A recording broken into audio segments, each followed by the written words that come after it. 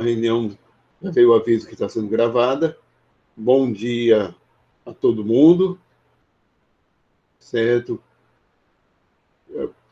Mais um encontro síncrono da gente, uma aula à distância, ou seja, aula à distância. Hoje, dia 25 de setembro de 2020. Essa data agora, dia 25, vai ser, para mim, infelizmente, porque hoje fazem 3 meses do falecimento da minha mãe. Entre outras coisas, esse ano aconteceu isso. Foi 25 de junho, um dia depois do São João. Então, fora que ano passado, no dia 27 de dezembro, eu comemorando lá em Recife, na frente do Paço do Frevo, comemorando já antecipadamente o Réveillon, num movimento mais brusco, mais rápido. Essa questão, porque o meu tendão de Aquiles já estava corroído por causa de calcificação, justamente na inserção com o osso calcâneo. O que aconteceu? Rompeu não, ele se desconectou da perna direita. O meu tendão de Aquiles se desconectou do osso calcâneo, o que significou cirurgia, cadeira de rodas, porque eu não podia tocar o pé no chão. Mesmo depois de tirar os pontos, isso aí foi até fazer cirurgia. Foi dia 23 de janeiro ainda, até todos os procedimentos, e eu imobilizado. Fazer cirurgia. E depois da cirurgia, pior ainda, por causa da cicatrização. Com pino e todo no calcanhar, né? Colocado pino. Aí foi dia 23 de janeiro. Aí passa quase um mês de cadeira de roda, que a gente tirar os pontos e depois usa a bota. Depois, até hoje, ruptura do tendão de Aquiles é aquela coisa. Até hoje eu não posso, ainda não posso correr, não posso saltar. E minha perna direita está mais fina que a esquerda ainda. Deu trombose na perna por causa da imobilização, assim vai. Haja fazer. Eu tinha que ter feito muita fisiologia, mas não fiz por conta da pandemia. Acabei não fazendo. Fiz alguns exercícios em casa e assim vai. Bateu a pandemia, eu que fiquei preocupado indo em clínica, indo para a clínica. Né? Então, vai. Eu ainda estou recuperando essa perna que é a direita. Está em recuperação, mas o ortopedista falou esse tipo de lesão, recuperação para, no mínimo, 1 ano. Coisa realmente para 2 anos, para totalmente cicatrizado, consolidado, e ainda assim vai ficar dá para sentir, eu sinto, aquele ponto do interno, né? Ficar aquele bolo interno, ao invés de ser aquele tendão normalzinho. Mas vamos lá. Eu vou começar agora a apresentar, né? Esse tipo de lesão, a sensação também é gozada desse tipo de lesão, porque quando o tendão se desconecta do osso calcâneo, o tranco que o osso calcâneo sente, o nosso sistema nervoso, né, é a mesma sensação porque do tranco, que é muito brusco, é a mesma sensação de se estar dando um coice numa parede, com toda a força. É a mesma dor. É dor de pancada. Aquela, né? É uma dor de pancada, que a gente sente e fica olhando assim. Eu não, cadê? Não tem nem lugar para ter dado um coice desse. Onde foi? Foi no ar. Mas vamos com essa aula de hoje.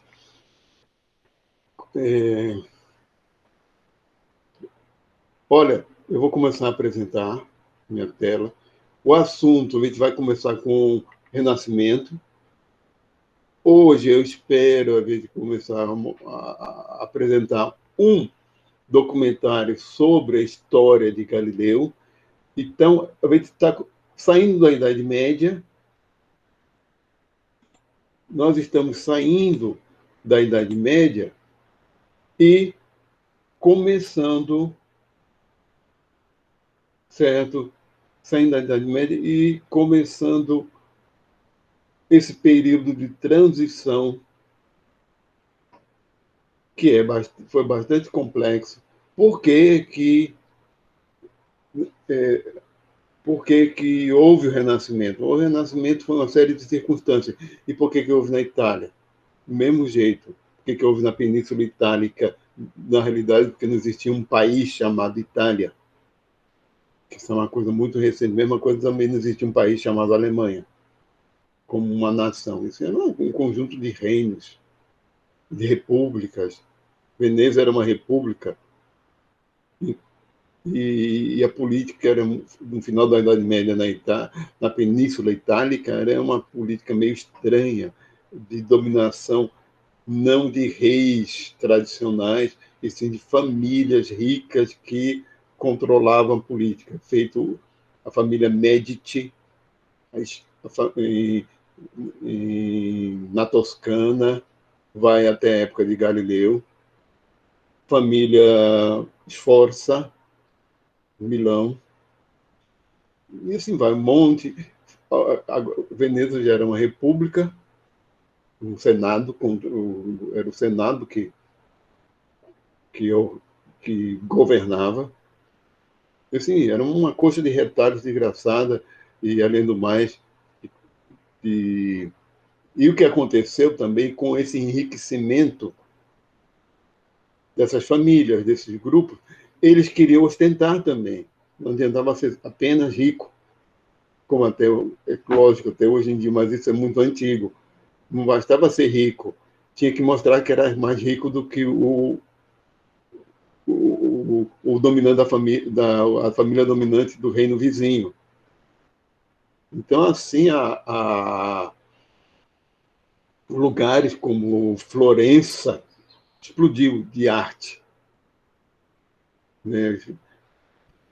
E uma coisa que deu muito riqueza para eles foi o controle. Foi a mesma coisa que deu riqueza na época do Império Romano, controle do comércio mediterrâneo. Especialmente porque no final, lá para o ano 1200 alguma coisa,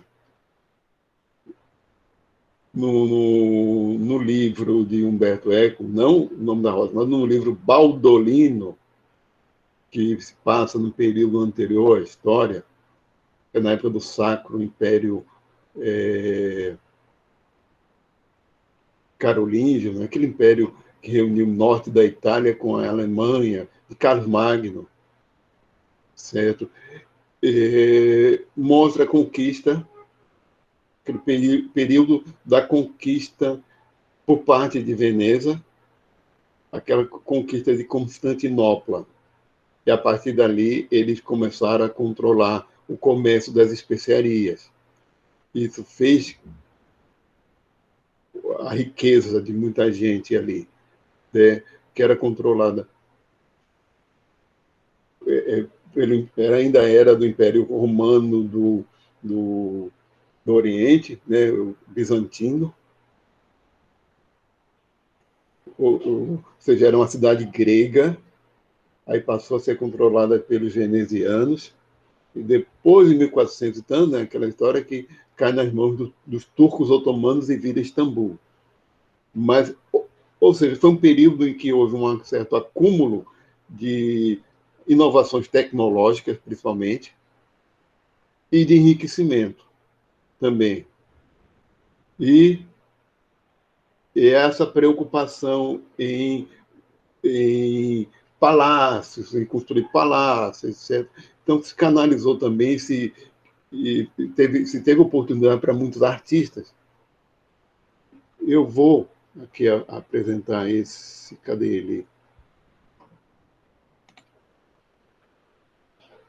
Eu acho melhor ocultar isso aqui, que não precisa, que eu sei que eu estou compartilhando. Primeiro, essa apresentação de slides, certo? Falando do Renascimento. E isso aqui é principalmente na mudança de mentalidade. Isso é uma típica obra e iluminura medieval, em que o espaço é agregado simbólico. É um espaço não realista, agregado simbólico. Não existe os elementos da figura são representados agrupados no espaço sem a preocupação de profundidade. A preocupação era muito mais em qualquer arte medieval. As primeiras, então, ou as bizantinas, o céu é representado dourado. E não que era a morada de Deus, representado a perfeição. E, e não se tinha preocupação com o realismo, porque não era só uma questão de técnica ou de ausência de técnica. E sim, porque era o objetivo da arte deles. A representação simbólica, a arte era muito mais usada no sentido pedagógico para a instrução religiosa. Então, os elementos, as figuras em cena, são colocados de forma hierárquica. Às vezes se coloca um nobre e um camponês um ao lado do outro, o camponês vai ser sempre menor nessas representações. Se tiver representação de Jesus ou de Deus, ele vai sempre se colocar numa posição privilegiada. Então, não é uma arte realista.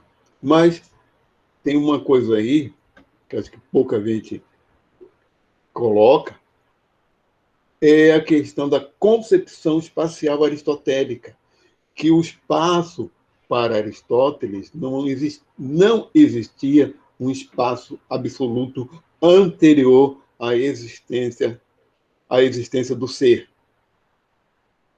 Certo? Era um espaço realmente agregado em que as coisas procuravam, de acordo com a sua natureza, ocupar o seu espaço. Vamos dizer assim, em Aristóteles, se a gente tem aqui a Terra, ao existir, gera o seu espaço. Sem a Terra, não teria esse espaço da própria Terra. Então, se as coisas não existissem, se os astros não existissem, Terra, Sol, Lua, os planetas, se não existissem as esferas também, não haveria nada, nem o espaço. O espaço é uma consequência da existência do ser.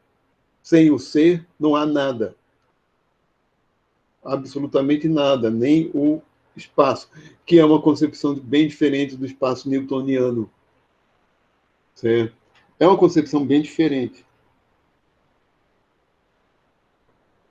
do espaço newtoniano. E o espaço newtoniano, essa concepção espacial, surge primeiro na arte renascentista, com uma coisa. Alguns autores defendem isso mesmo, que é uma coisa chamada a perspectiva.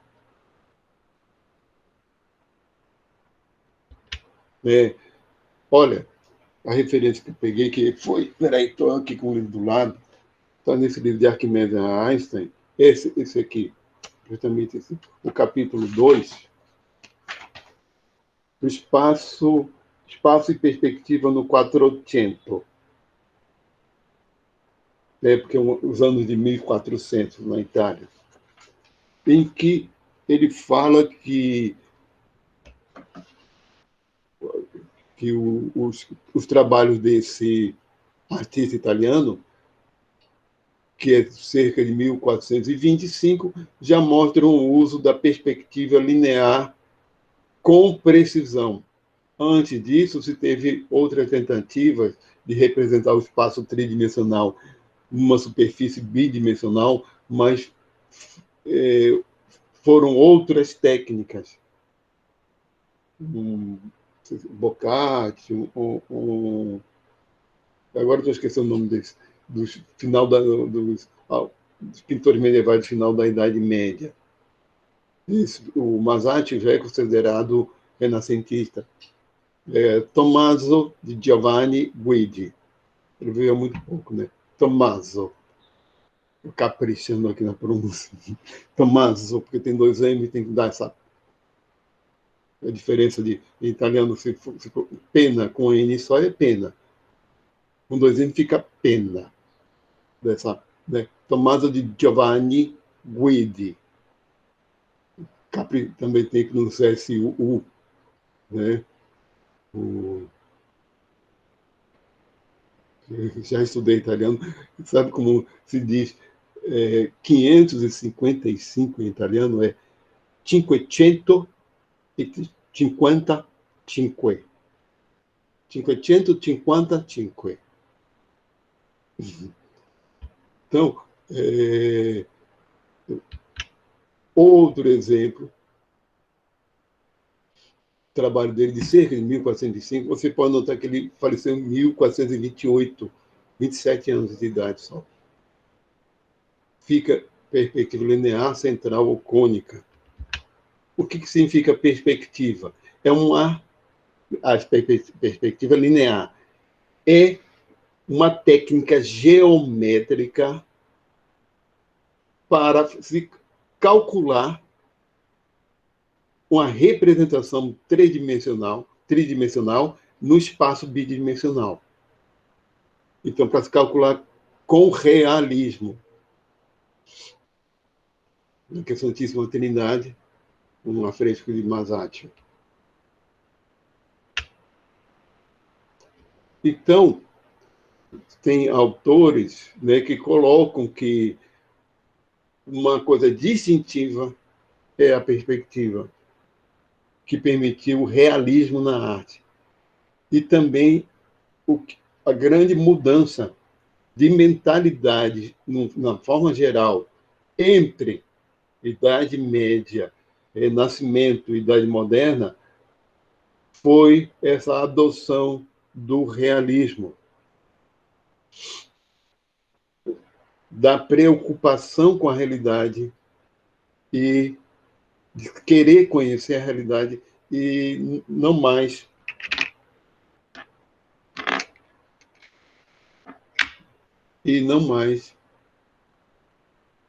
olha, esqueci de colocar o fone de ouvido. Eu estava saindo, depois quando voltei, esqueci de colocar o fone de ouvido. Qualquer coisa, se tem algum aviso para mim, usa o microfone, por favor. Olha, então o realismo tá ficou bem marcado pelos grandes pensadores do Renascimento, especialmente pelos artistas do Renascimento. Eles já tinham em mãos não só técnicas para representar com realismo o que eles estavam vendo, mas porque eles também tinham preocupação em fazer essa representação realista. E foram incentivados a partir das pessoas, das famílias ricas e poderosas, que queriam ostentar a arte. A igreja se tornou também mais rica do que nunca, também queria ostentar a arte, ostentar a beleza, certo? Então, vou citar aqui o exemplo de uma pessoa, né? Eu coloquei aqui nesse vídeo, você já deve imaginar quem é, como um exemplo do homem do Renascimento, certo? A pessoa da qual falaremos tinha qualidades e defeitos. Eu só vou verificar uma coisinha aqui, por favor, que eu esqueci. Dá licença.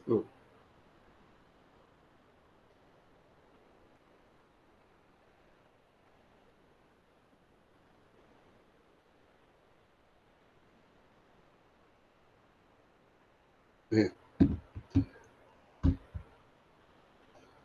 Qualidades e defeitos. Você vê, não é perfeito, não era. Vocês imaginam uma pessoa que é músico, cantava e tocava instrumento muito bem, e era um ótimo cozinheiro também. Costumava cozinhar para os amigos.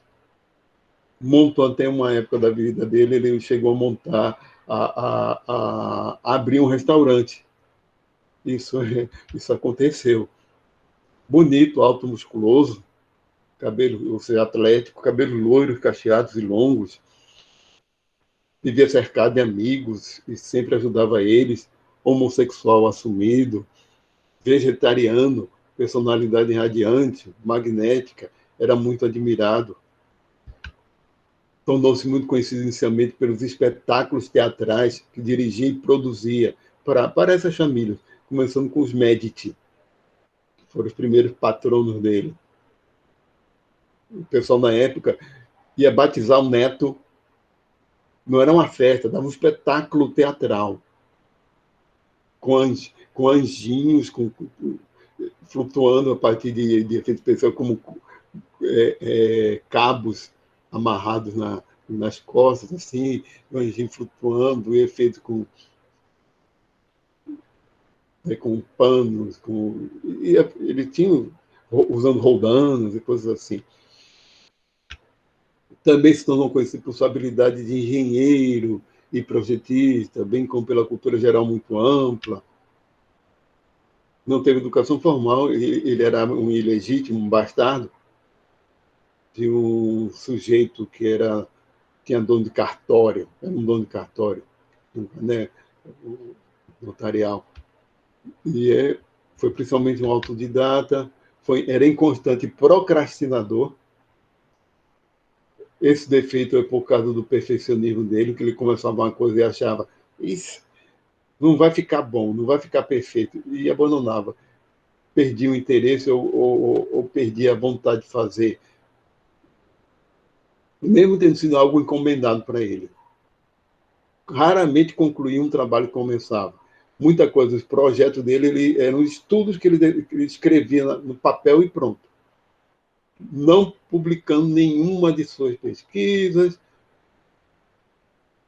Uma característica dele era uma capacidade de observação e uma curiosidade muito acima do normal, muito acima da média.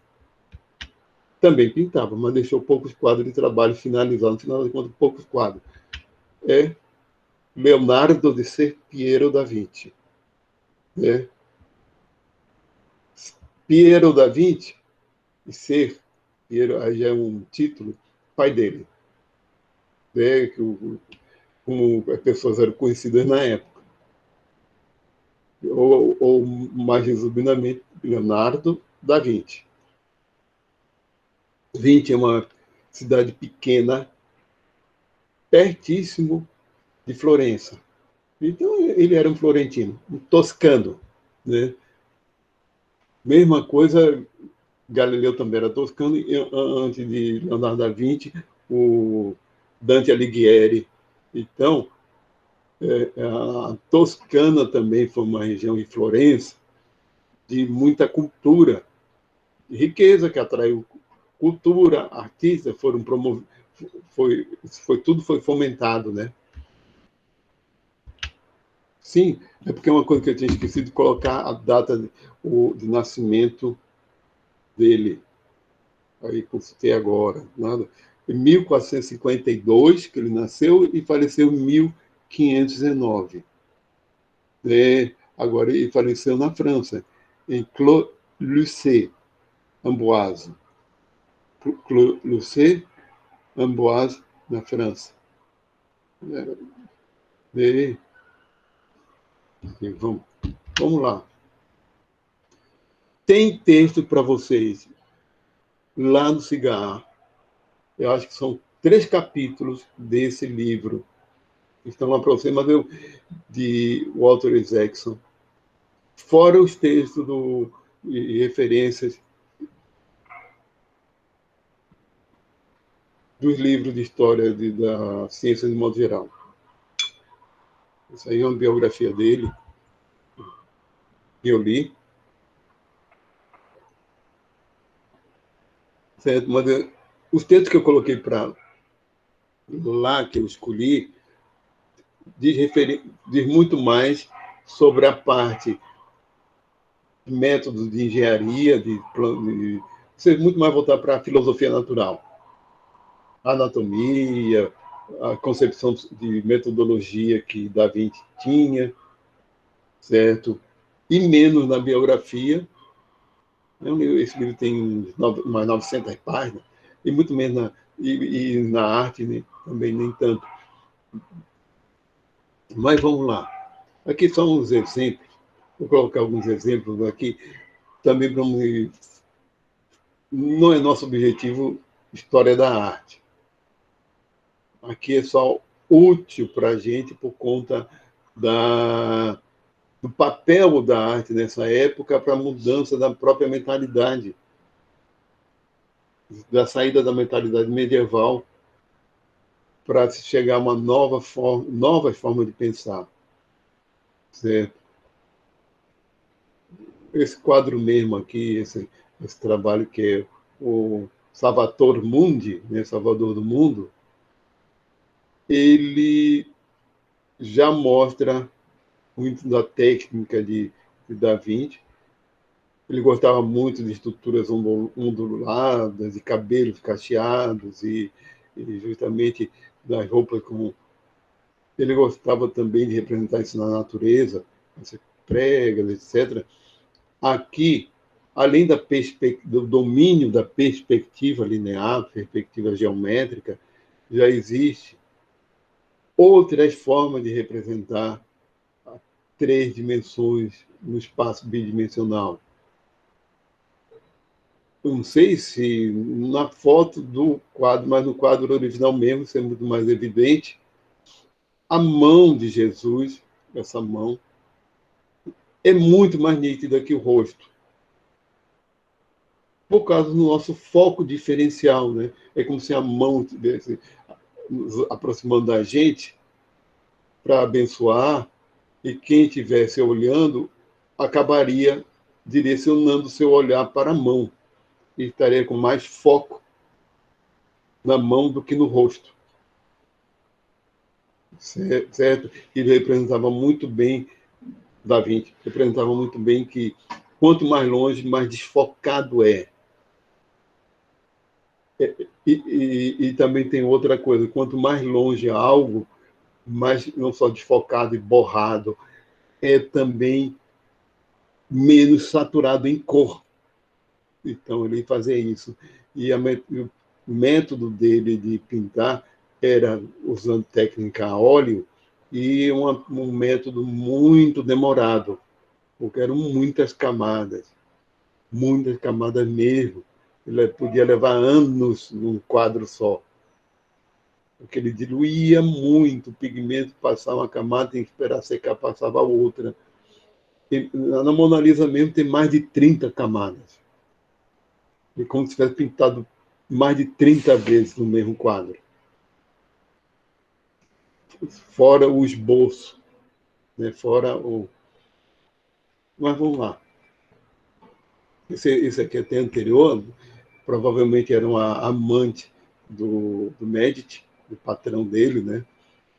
Certo? E a representação aqui, ele é pioneiro de se fazer uma representação, em vez do sujeito, da pessoa estar de frente ou estar de perfil, que eram os retratos na época, eram muito de perfil, por ele achar inexpressivo retratar alguém de perfil, ele colocava em ângulo nesse rosto para poder pegar uma imagem mais expressiva. Então, uma outra coisa também em relação à arte, que o realismo de Da Vinci era muito grande, mas também a capacidade dele de representar a personalidade da pessoa que ele está pintando. Certo? Ele conseguia captar a personalidade, colocar isso em quadro, não só a imagem da pessoa. Então, era muito comum nos artistas da época era pintarem, quando é um retrato de alguém, de uma pessoa viva, né, pintarem simplesmente a imagem da pessoa. Bem diferente, né, porque dizem que ele, quando jovem, ele começou a estudar com 12, 14 anos, estudar arte, ia para a praça pública com um caderno de desenho e ficava observando as pessoas, observando os gestos, observando como elas falam. Além do mais, italianos são muito expressivos. Né?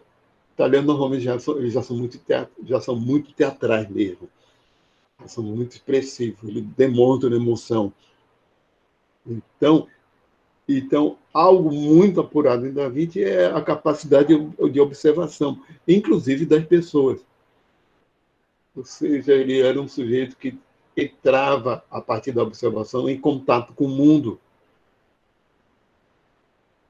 Ou seja, quando a gente vê como era, por exemplo, Newton, o oposto, que Newton tinha uma inteligência, lógico, abstrata, mas não era um sujeito de boas relações sociais.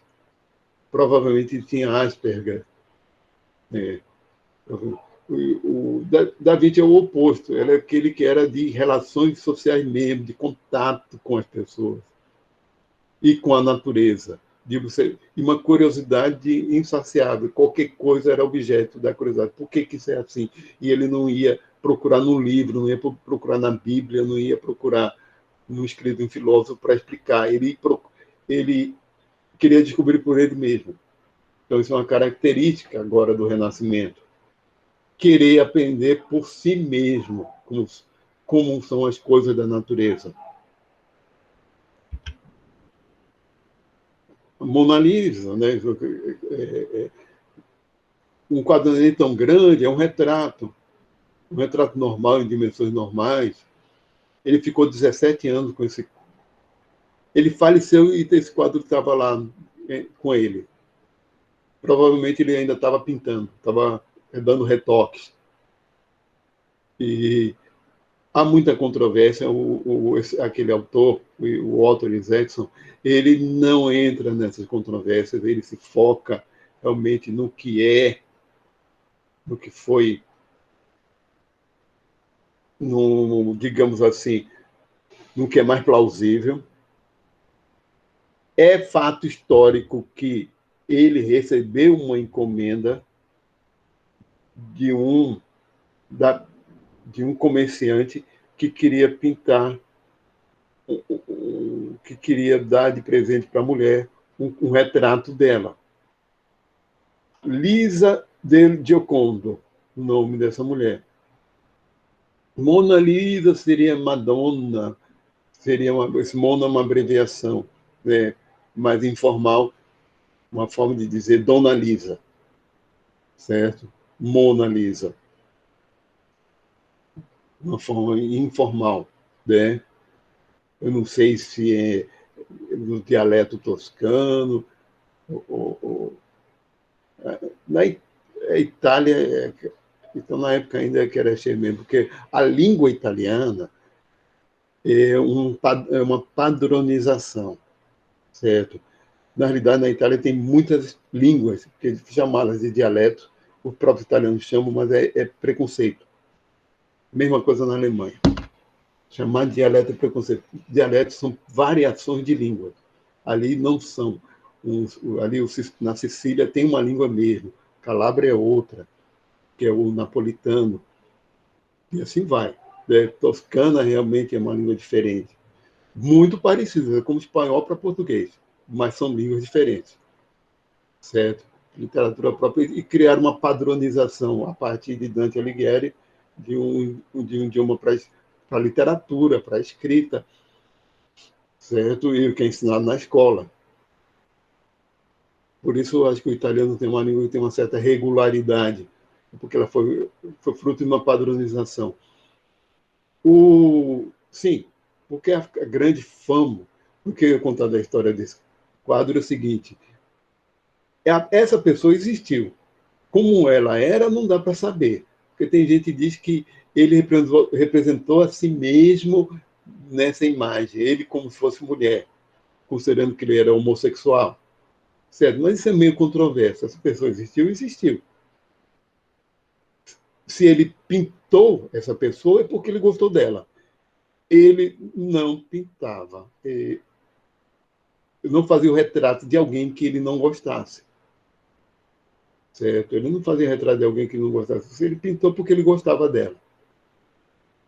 E o, o que esse quadro tem de especial é que é um dos últimos, né, quadros dele, e é um resumo, uma síntese de Da Vinci, da arte e da ciência de Da Vinci.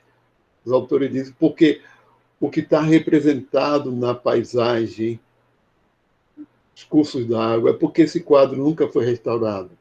Originalmente era outra coisa. De fato, ele chegava a ser hiperrealista, como todos os outros quadros de Da Vinci a óleo. E mais de 10 anos para pintar um quadro é porque... E ele pintava camada por camada. Se ela está com a blusa aqui por baixo e um echarpe, coisa, um casaquinho por cima, ele pintava primeiro por baixo, o que tinha por baixo, e o que coloca, e depois colocava por cima. Mas pintava mesmo. Não é só porque o fato disso aqui estar cobrindo aqui a blusa não significava que ele não ia pintar a blusa. Ele aconselhava aos pintores a começar a pintar pelos ossos e botando depois a carne, os músculos, depois a pele, depois a roupa, e camadas mesmo. E os autores realmente consideram que, se ele não tivesse o conhecimento de anatomia que ele adquiriu, ele não teria pintado desse jeito. Ele conhecia todos os músculos envolvidos no sorriso, todos os músculos da face. Porque nesse ponto aqui, ele já tinha feito os estudos anatômicos, ele dissecou mais de 30 cadáveres, tinha conhecimentos de anatomia que nunca foi publicado. Depois eu digo por que ele nunca publicou os estudos de anatomia dele.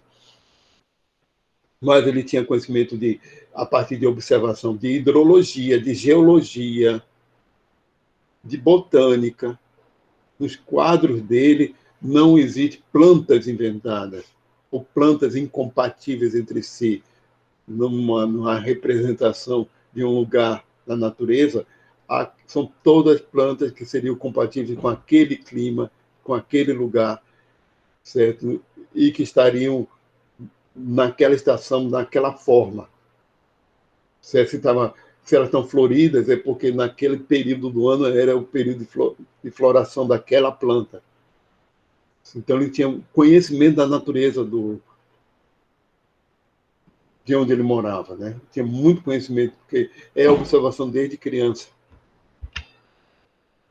Estudos que, não é nem anatômica aqui, mais de movimento, os esboços que ele fazia. Ele gostava muito de representar, para estudo das proporções do rosto, representar o idoso sem barba e sem cabelos, para mostrar bem o rosto e as proporções. A escrita espelhada, aqui, no sentido, ele era canhoto, e era comum, isso não tem nada de mais não, porque era comum canhotos, na época, aprenderem a escrever espelhado para não borrar a tinta, para não fazer esse movimento aqui. Vem para cá, depois faz isso. Não, porque fazer assim, abrindo. Né? Eu escrevia espelhado. E é facilmente isso. Anos atrás,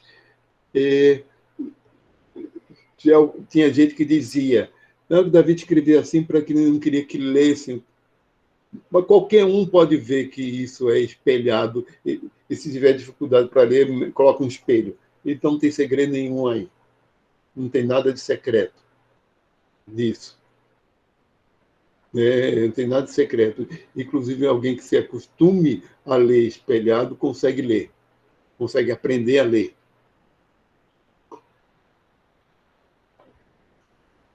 É uma forma mais fluida de escrever para um canhoto, usando pena, né?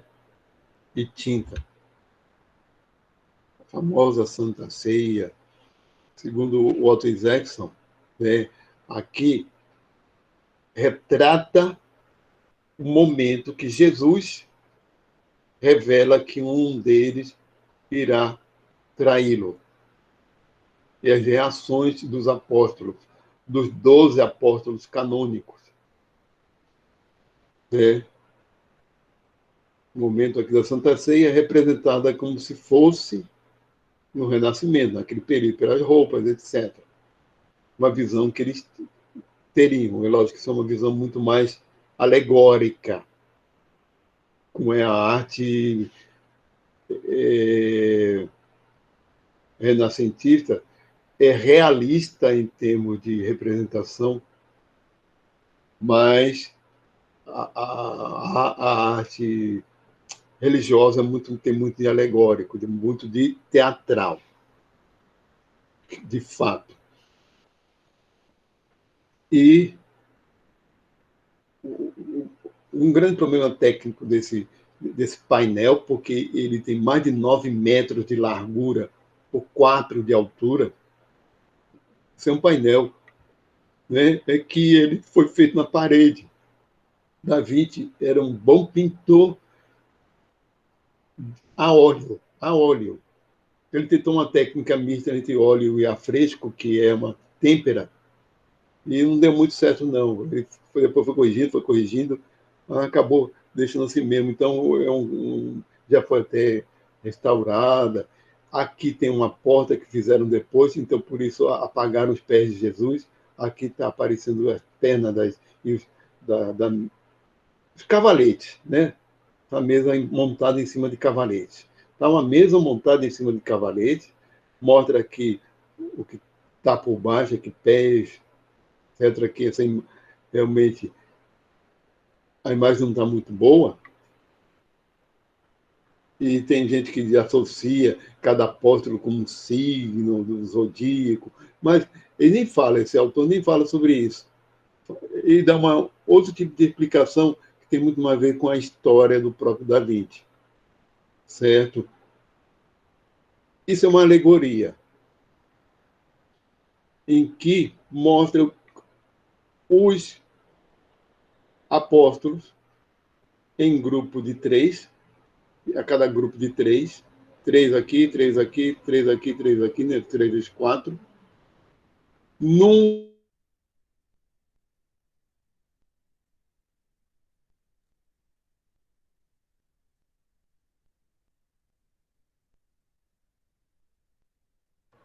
entre si, quem é que vai trair?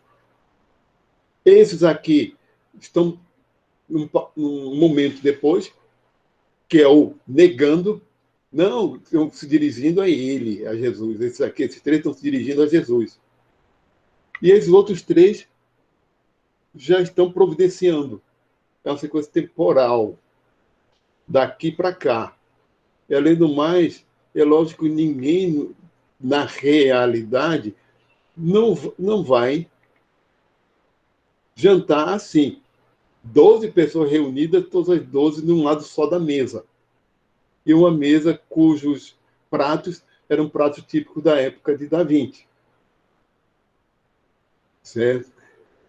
Uma explicação que o Walter Isaacson diz é o seguinte, que isso é uma representação teatral. É como se fosse um palco. E o espectador fosse um espectador de teatro, vendo uma cena de uma paixão de Cristo.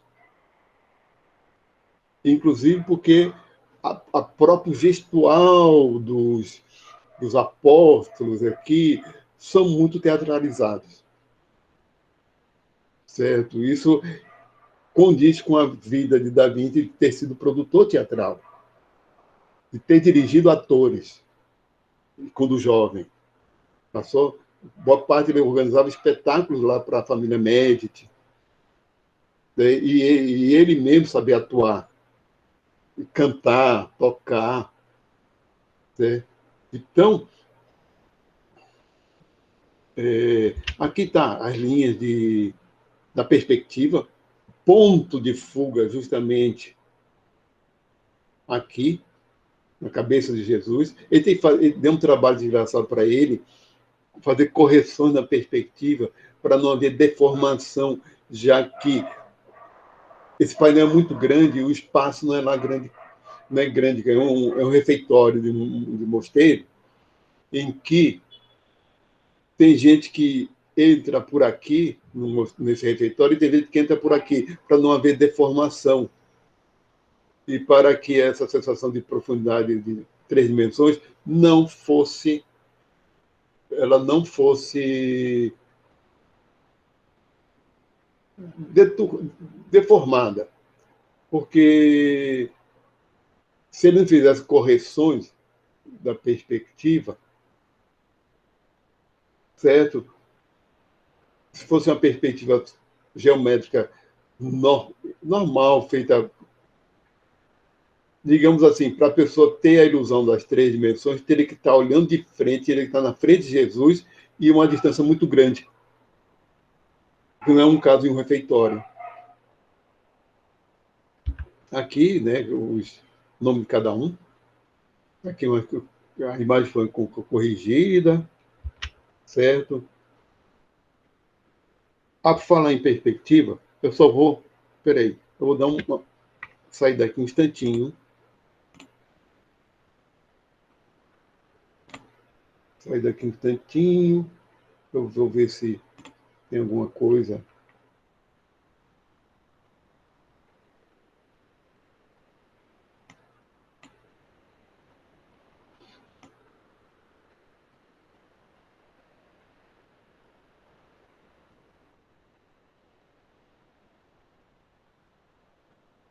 Peraí.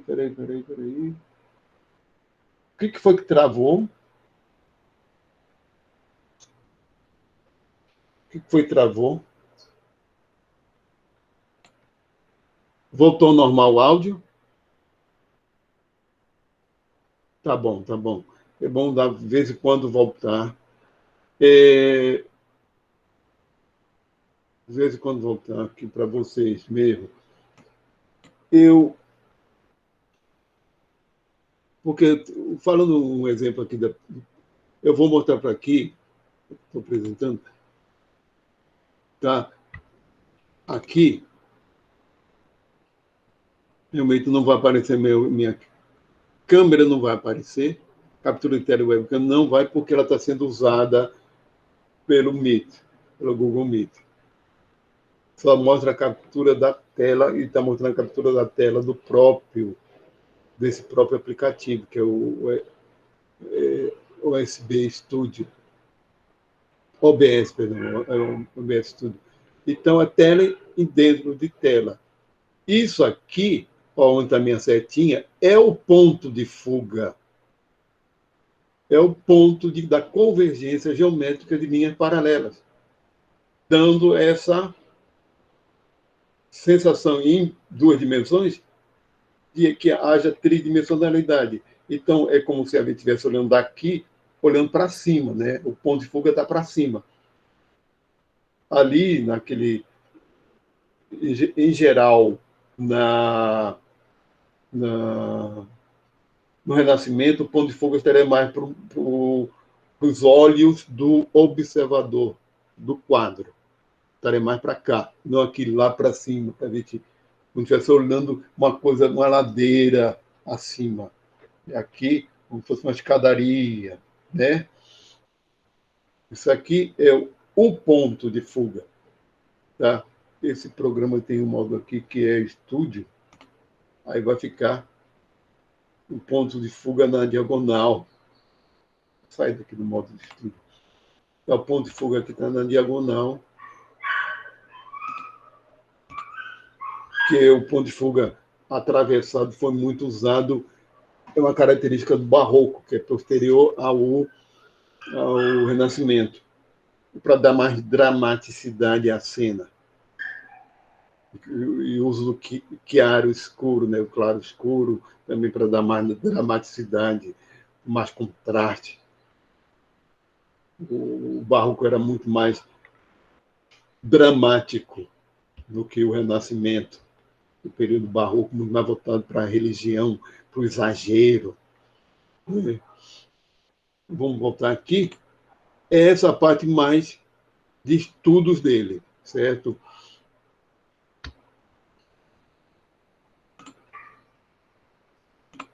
Muito mais de estudo dele. Essa imagem não está muito boa, mas o meio de história é a questão de estudos anatômicos. Ele sentiu necessidade de estudar anatomia profundamente para poder pintar, retratar bem.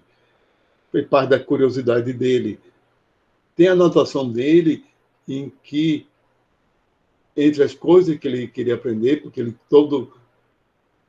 toda vez ele anotava coisas que ele queria aprender, uma delas foi a, como é que foi colocado, mas descobrir como é que era, como funcionava a língua de um pica-pau. Pode parecer algo como esse autor coloca logo no começo do livro e no final. Língua de um pica-pau. Por que a curiosidade? Que David reparou que o pica-pau ele consegue martelar uma madeira muito dura, ou seja, na árvore, e abrir um buraco e não ter lesão por conta disso. E justamente a língua do pica-pau ela é extremamente longa, não só para pegar insetos, mas ela, dentro da cabeça dele ela se enrola numa espiral e funciona como um amortecedor dessas pancadas. Ele teve, ao observar pica-paus, ele teve essa curiosidade, como é que ela deve ser por dentro. Para vocês terem ideia do que era a curiosidade dele ao observar a natureza. Então, ele foi capaz de deixar de lado todo o sentimento de repulsa, de a sensibilidade dele, ele era vegetariano por isso, e ser capaz, para satisfazer a necessidade de conhecimento dele, de dissecar ele mesmo cadáveres. Ele trabalhou junto com um médico, ele foi amigo de um médico, né? E esse médico iria publicar os trabalhos anatômicos de Da Vinci, que Da Vinci nunca se preocupou em publicar, na realidade ele só queria aprender, nunca teve tempo de preocupação, a curiosidade dele era para aprender. Então, ele realmente teve uma aprendizagem muito grande. Ele teria antecipado o André Vesalio, né? André Vesalio, em quase 100 anos. O primeiro grande anatomista, o primeiro grande que realmente publicou um livro, né? O primeiro livro texto de anatomia, é de 1500 e tanto, é de André Vesalio, do italiano, que de Humani Corporis Fabrica, o título do livro, que é em latim. Sim. Então, ele, num diário dele, o Da Vinci, num diário dele, descreve o que tem que fazer para conseguir dissecar, porque na época ele tinha que ser rápido, habilidoso, não aguentar estar na presença de um cadáver antes de tudo, e, e boa memória também, porque depois muita coisa ele ia desenhar de memória, que não dava para dissecar e desenhar perfeitamente na hora, sozinho. E isso muitas vezes à luz de velas, de lamparinas.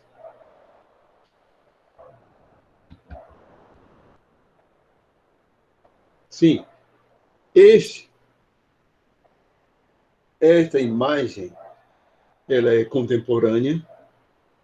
Essa é uma obra que Da Vinci não concluiu, mas foi concluída a partir dos projetos dele, que era um monumento equestre em homenagem ao patrono, quando foi o Sforza, da família Sforza.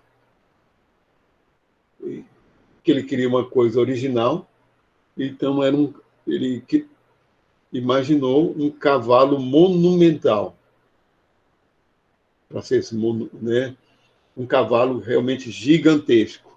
Aqui uma pessoas do lado desse cavalo. Ele chegou a fazer toda a estrutura de argila, ele iria trabalhar em fundição de bronze, fez a estrutura de argila todinha, fez o esqueleto em metal, fez um molde para ver a fundição do bronze, depois tem que tirar daquele molde, ou seja, era toda uma estrutura industrial, não a escala industrial, né? Aí o que aconteceu? Uma guerra entre os franceses vizinhos aí e o pessoal de Milão, né? Ali do norte da Itália. Uma guerra, certo? E os franceses ganharam, certo? Ele teve que sair do local. Então, antes disso, todo bronze, todo metal foi usado para confecção de armas. Ali, eu acho que ele passou um tempo em Roma. Etc. No final das contas, ele acabou sendo patrocinado por esse rei francês. Então é que ele faleceu na França. Realmente, o rei francês deu um chateau para ele, Da Vinci, um presente. Realmente não é um palácio, mas é uma casa que hoje em dia seria considerada uma mansão.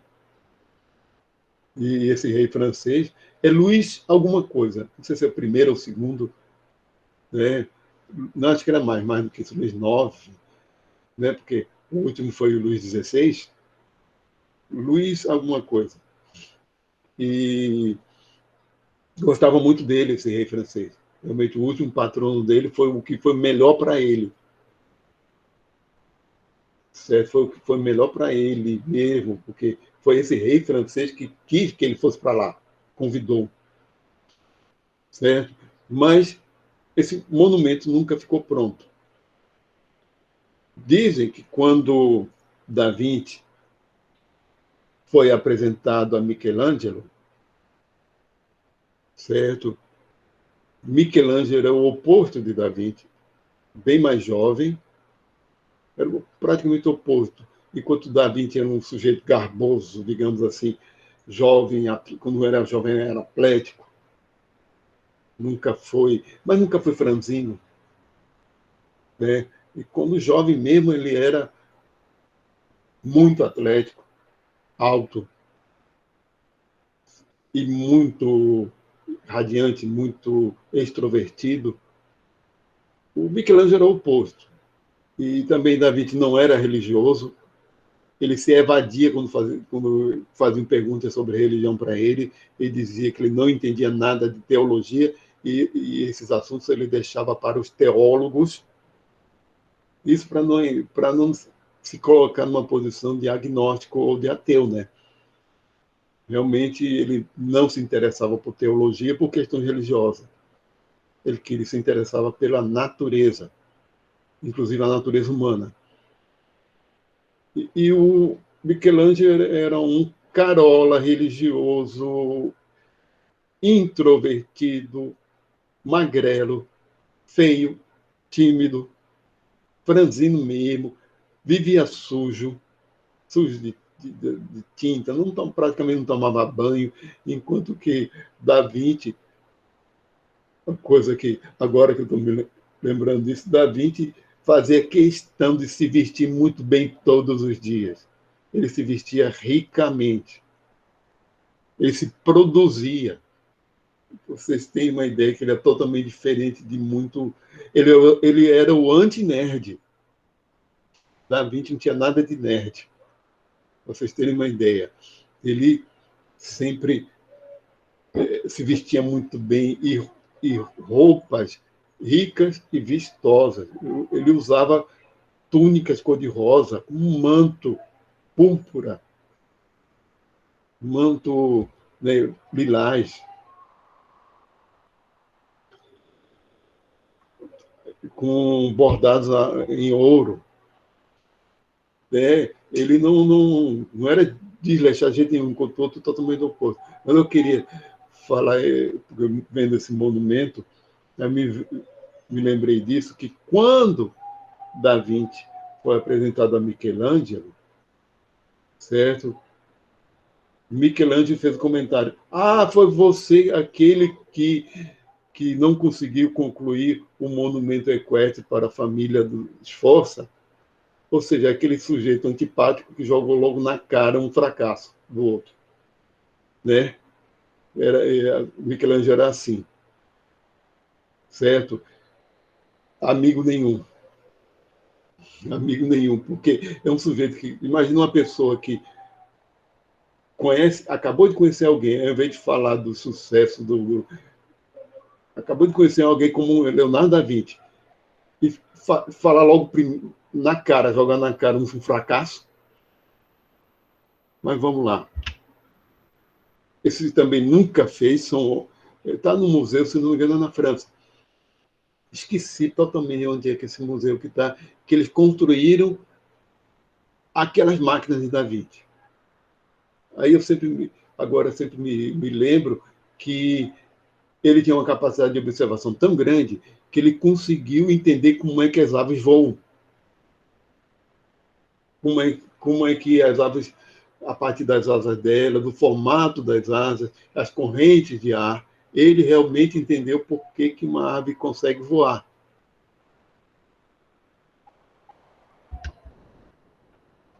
Concluindo, né, isso aqui já é a conclusão.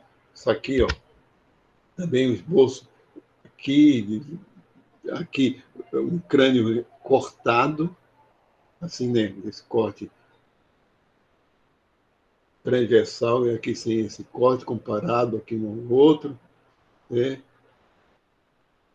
Desenhos de dentes, vamos ver aqui o corte aqui, mostrando aqui os sinos. Vamos lá.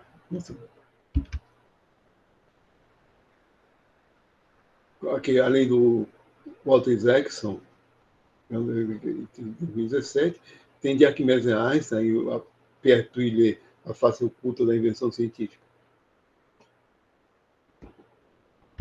Uma referência. Aqui. Vou botar aqui para vocês. A partir de hoje,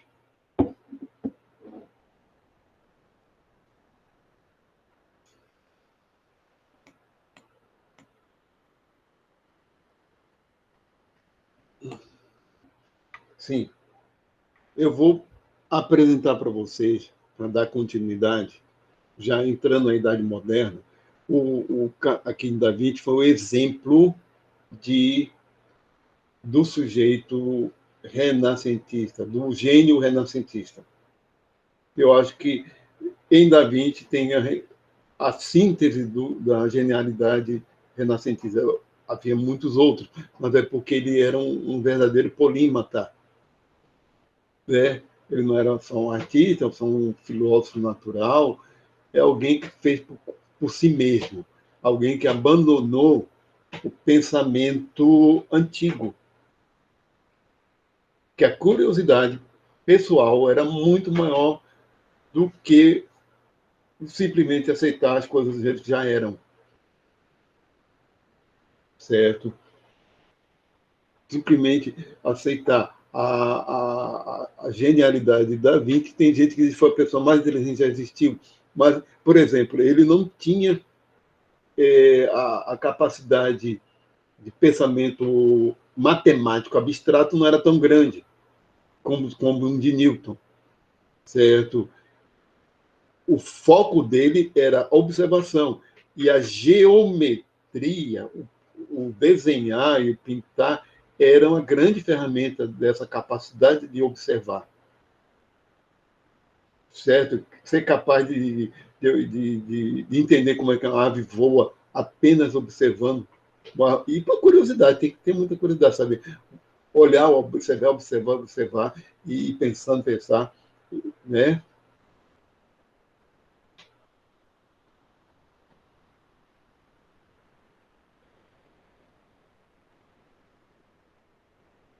Certo. Como é que está o som para vocês? Eu vou ver minha configuração. É, quando a gente olha aqui configurações, é o microfone que eu estou usando. Está aqui, o som está bom no meu ouvido. Olha, a partir de agora, aí você pode sair e voltar. Ainda é cedo para dar intervalo às 10. Eu vou passar para vocês um documentário. Está sendo gravado. Você não tem preocupação também com isso, porque está sendo gravado, vocês podem assistir depois, que tiver com algum problema, tá? É um documentário sobre a vida de Galileu. Ele tem no YouTube em pedaços. É porque eu tenho um DVD que eu comprei em 2009, em comemoração dos 400 anos. Foi junto com a Scientific American, a edição brasileira, em comemoração dos 400 anos da observação, da primeira observação que Galileu fez usando luneta, que foi em 1609.